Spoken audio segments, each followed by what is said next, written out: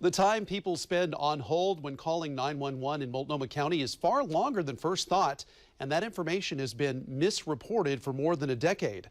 Those are the key findings from a new government report. Fox 12's Kelsey Watts is here now with how this happened and also how some people are responding. Kelsey? Well, Wayne, this all comes down to a piece of technology that actually helps dispatchers in many ways, but it also creates unintended consequences. This discrepancy is one of them.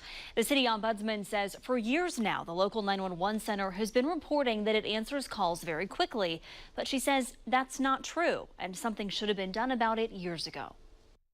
City Ombudsman Margie Solinger says there is a major problem with Multnomah County's 911 center known as BOIC.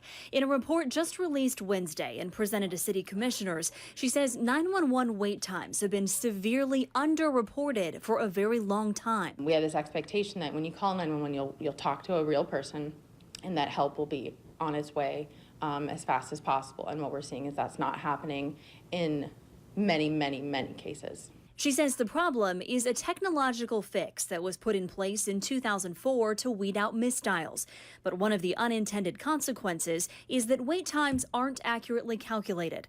In one case, for example, a real call to 911 made from a cell phone last year took nearly 9 minutes to answer, but was reported as being answered in 1 second. It took 1 second for the call taker to pick it up once it was assigned to their desk, but it missed all of the time leading up to that point where they were waiting on hold. To have that interpreted as 1 second, I don't know what planet you have to be from to assume that that is the right answer to the question about how long did it take to answer the call.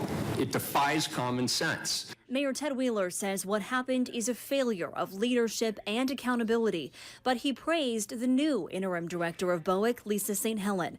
She's only been on the job for 2 months, and while she said she doesn't know why the mistake wasn't caught sooner, she is equally concerned. It is perplexing to me, and I have to assume, I can only assume, that it had to have been gross oversight. That's something that we've been aware of for years. Rob Wheaton says 911 dispatchers started noticing a discrepancy years ago, but their concerns were never addressed. He says the technology that created the problem is only one issue, but severe understaffing must also be fixed. In one case, he says a 911 caller waited 25 minutes. And while that's certainly not the norm, you can only answer calls when you have dispatchers on the other end of the line. You don't really notice that there's a short staffing or a staffing problem at 911 until you pick up the phone and call 911 and have to hold. And there is good news in all this. The temporary fix is already in place and a permanent one is coming. So data on current 911 wait times is accurate. 30 additional dispatchers are also in training right now, but that process takes up to 18 months to complete. Live in studio tonight, Kelsey Watts, Fox 12 Oregon.